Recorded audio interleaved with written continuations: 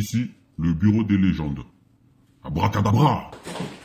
Arias Bastos, bonjour. Bonjour. Vous avez joué 20 ans en professionnel en tant qu'avant-centre, 10 ans à Manchester United, 5 ans au Real Madrid et 5 ans à l'Olympique de Marseille. À votre palmarès, 17 championnats, 19 Ligue des Champions, 4 Coupes du Monde, 6 euros.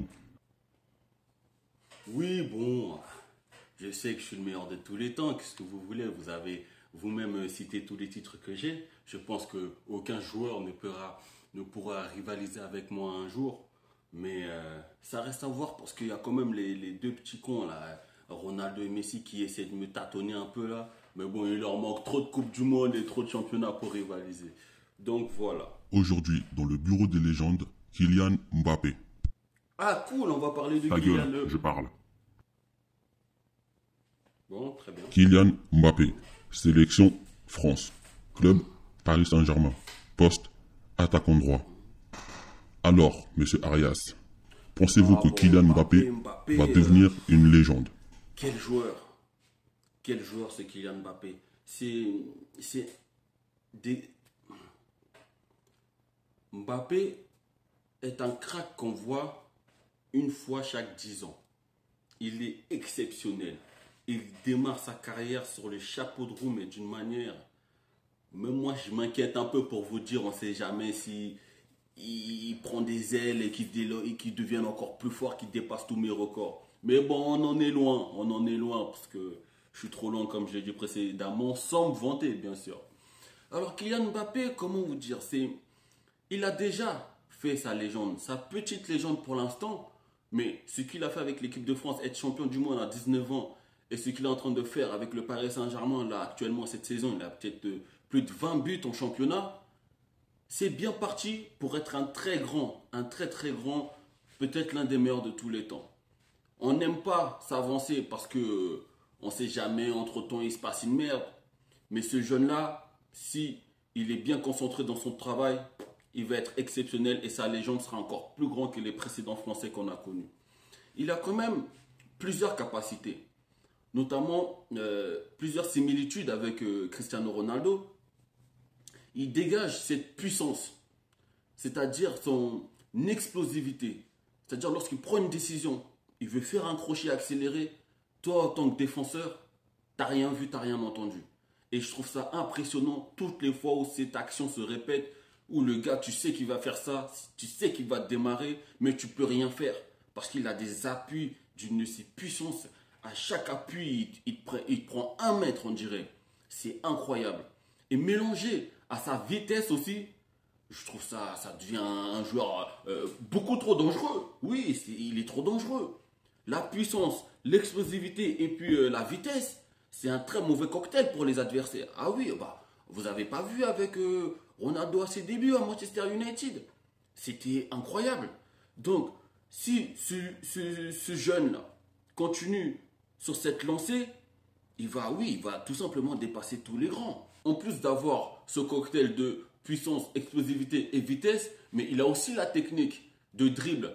Plus souvent, il dribble lorsqu'il est arrêté. Mais c'est très facile pour lui de démarrer un dribble techniquement et puis d'effacer l'adversaire alors qu'il est arrêté. C'est facile pour lui et je trouve ça quand même impressionnant. Parce que dribbler, éliminer un adversaire tout en étant arrêté, c'est une mission presque impossible. Vous allez demander au plus grand dribbleur, c'est compliqué. Donc, ça reste quelque chose à travailler. Mais s'il se développe dans ce domaine-là aussi, mais il va être un assassin. Il a quand même cette spécialité-là que j'ai remarqué à presque tous les matchs. Le passement de jambes accélération. Ah, il adore ça. Je pense que c'est sa spécialité. Il t'en fait un ou deux et il accélère. Même si tu sais qu'il va faire un ou deux passements de jambes et accélérer, tu peux rien faire. C'est comme Lionel Messi. Tu sais exactement ce qu'il va faire.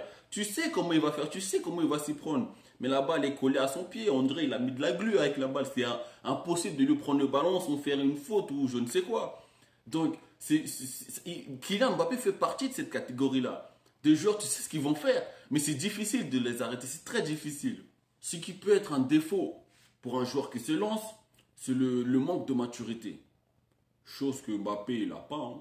Ah ouais, Mbappé, il est déjà mature à son âge. moi, je le jalouse un peu, parce que moi, j'étais très con à son âge. Hein. C'était bizarre, mais bon, j'étais très con. Mais il est déjà très mature et je pense qu'il va finir par gagner encore en maturité et devenir vraiment un assassin.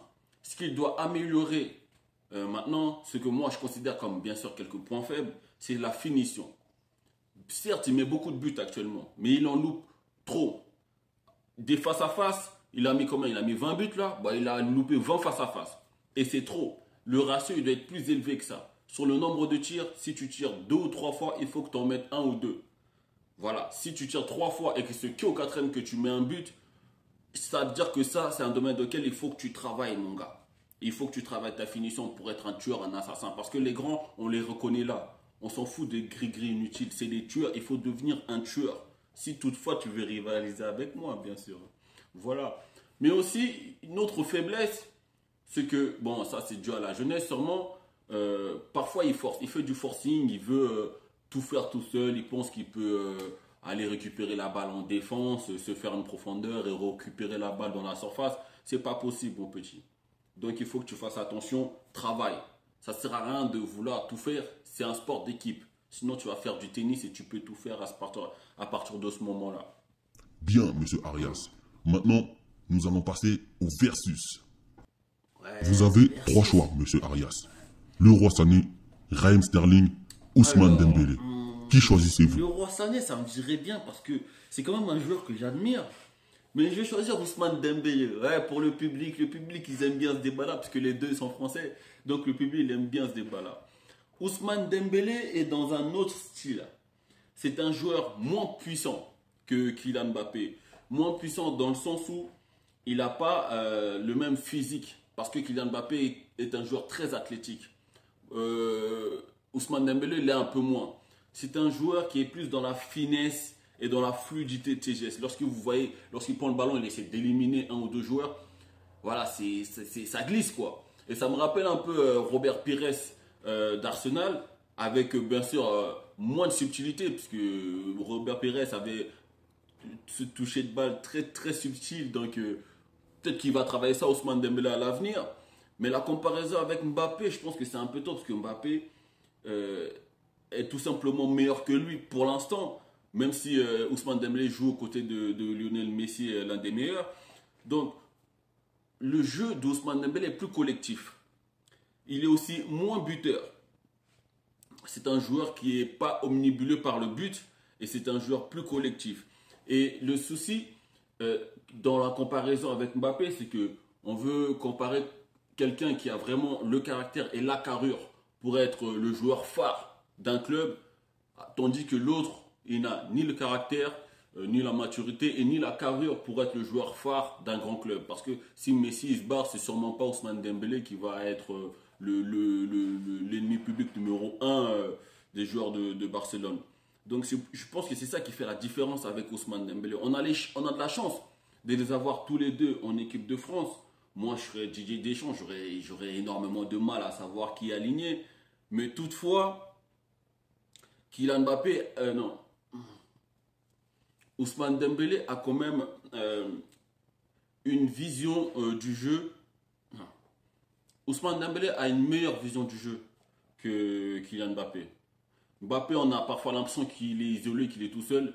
Mais Ousmane Dembélé, lorsqu'il prend le ballon et qu'il avance, il sait qu'il accompagne, il sait à quel moment ralentir le jeu justement pour faire un centre en retrait ou même devant la ligne de but. Donc c'est ça que j'apprécie aussi avec lui. Mais il faut dire aussi qu'il est dans un club qui a cette philosophie-là de joueurs de foot qui temporisent très souvent. Donc bon, la comparaison elle est difficile, mais le choix il est facile. Hein. Alors moi si je devais faire un choix, c'est Kylian Mbappé parce qu'il est plus fort. Ouais, parce qu'il est plus fort. Bien. Dans quel club pensez-vous qu'il va aller pour continuer à écrire sa Je le légende? vois au Real de Madrid. Ouais, s'il veut tout casser, il faut qu'il aille au Real de Madrid. Ce n'est pas parce que j'aime pas Paris, il peut très bien écrire une légende avec Paris. D'ailleurs, si il fait sa légende avec le Paris Saint-Germain, ce sera encore plus grand que d'aller au Real de Madrid et faire une légende parce que Paris part de presque rien. Donc si là, dans les années à venir, il remporte 3 ou 4 Ligues des Champions avec Paris Saint-Germain, je trouve que c'est déjà très fort. Hein. C'est déjà très fort. Mais je le vois quand même au Real de Madrid parce que le Real de Madrid a cette structure-là d'être un très grand, d'être le plus grand de tous les temps. Donc, médiatiquement, il aura une importance plus élevée que s'il reste à Paris. Paris n'a pas encore l'influence des grands clubs européens. Donc, je le vois au Real de Madrid. Là-bas, il va scorer. En Espagne, c'est facile. Je pense que s'il va en Espagne, il peut mettre facilement 30 à 40 buts par saison. Donc, je le vois au Real de Madrid. Et s'il pète aussi le score en équipe de France, qui bat tous ses prédécesseurs en tant que joueur phare de l'équipe de France, qui met plus de buts, qui a un impact indispensable à l'équipe de France, il va devenir très grand. Sa légende, il a déjà démarré. Il n'a plus qu'à maîtriser les péripéties à venir et ça va glisser tout seul. Voilà. Abracadabra. Très bien. Merci, monsieur Bastos. Abonne-toi et partage. Fin.